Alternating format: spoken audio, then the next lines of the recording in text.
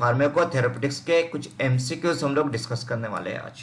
ठीक है, सो यहाँ पे फर्स्ट क्वेश्चन, हाइपरलिपिडेमिया और dyslipidemia refer to the abnormal levels of. So options are, option A lipids in the blood, B glucose in the blood, C proteins in the blood and D carbohydrates in the blood. So क्या लगता है आपको, क्या है Lipid hyperlipidemia? in the blood. Correct. Option A, lipid in the blood. This is the correct answer. Now, second question. Identify the chronic inflammatory disease among the following. Chronic inflammatory disease.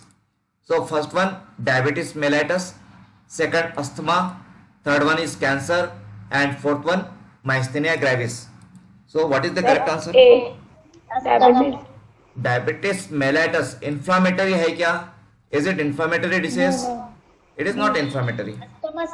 Yes, asthma. So, chronic inflammatory disease is asthma. Okay. Next question. The condition in which there is an inadequate supply of oxygen to a portion of the myocardium is known as inadequate supply of oxygen. So, option A, anemia, B, ischemia, C, toxemia and D, septicemia. So, क्या लगता है? B. B, ischemia. Correct. Ischemia. Correct answer. Next one. Non-pharmacological management of hypertension include option A, reduced dietary sodium intake, B, reduced dietary potassium intake, reduced dietary vitamins intake and reduced dietary magnesium intake. So कौन सा option correct है? Reduce dietary sodium intake. Yes, A, reduced dietary sodium intake. ठीक है, okay. Next one is, what is etiopathogenesis? Etiopathogenesis का मतलब क्या है? So option A, the cause and development of a disease और abnormal condition. Option B, the development of symptoms of a disease. Option C, the cause development and treatment of a disease and D, diseases occurring due to gene mutations. So क्या meaning है aetiopathogenesis का? A. Correct. It is the cause and development of a disease or abnormal condition. Okay. Now the next question. The study of therapeutic uses and effects of drugs is option A, pharmacology, B, pharmacotherapeutics, C, pharmacokinetics and D, pharmacodynamics. तो क्या है correct answer? Pharmacotherapeutics. Correct. Pharmacotherapeutics, that is the study of therapeutic uses and effects of drugs. Okay. Next question. Find out the incorrect statement.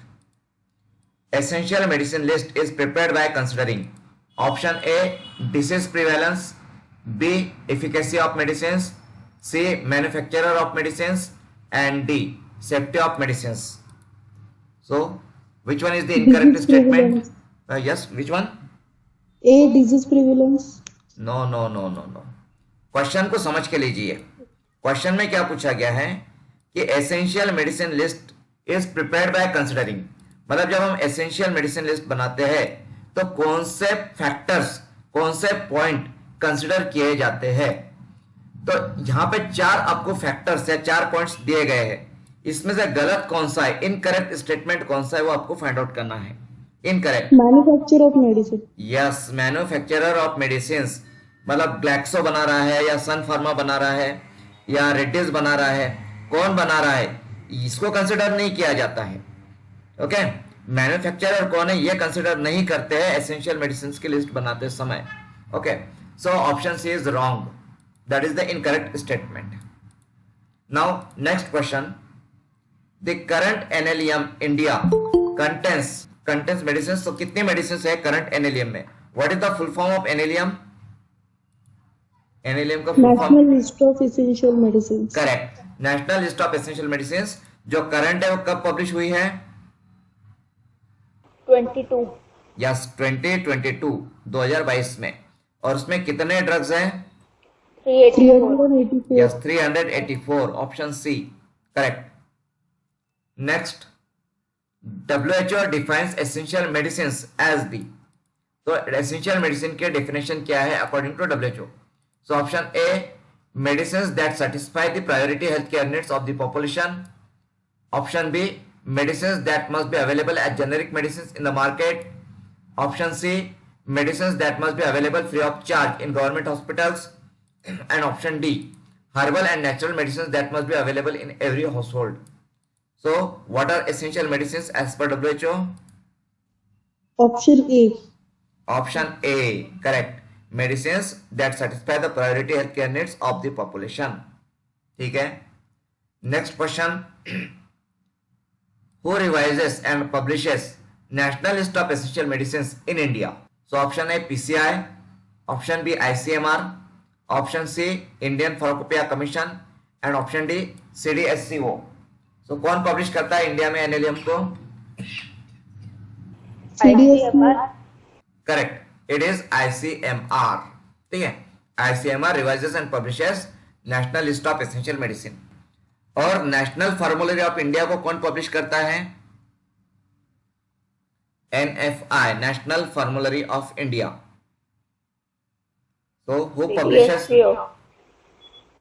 It is no, ratio not. IPC, Indian Pharmacopoeia Commission. Indian Pharmacopoeia Commission Indian pharmacopoeia को publish करता है और NFI को भी publish करता है. ठीक है, okay. Now next question. Patients receive medications appropriate to their clinical needs in doses that meet their own individual requirements for an adequate period of time and at the lowest cost to them and their community is. तो ये definition है. ये definition किसकी है? Option है rational use of medicine, B irrational use of medicine, C pharmacovigilance and D pharmaco economics. So क्या मतलब है इसका? ये डेफिनेशन क्या इंडिकेट कर रही है? Sir D. Pharmaco economics? No, no. Rational use of medicine. It is rational use of medicine. Option A कल हमने डिस्कस किया था. Then next. Which of the following is a key component of evidence based medicine? Evidence based medicines का key component, important component कौन सा है? A, best available research evidence. B, clinical expertise. C, patient values. And D, all of the above. So evidence based medicines के लिए इसमें से क्या जरूरी है? All of the above. Correct, all of the above. ठीक है, मतलब एविडेंस बेस्ड मेडिसिन के लिए रिसर्च एविडेंस चाहिए, क्लिनिकल एक्सपर्टाइज भी चाहिए, पेशेंट की वैल्यूज को भी कंसिडर करना पड़ेगा. मतलब पेशेंट की वैल्यूज में फॉर एग्जांपल कोई पेशेंट है जो प्योर वेजिटेरियन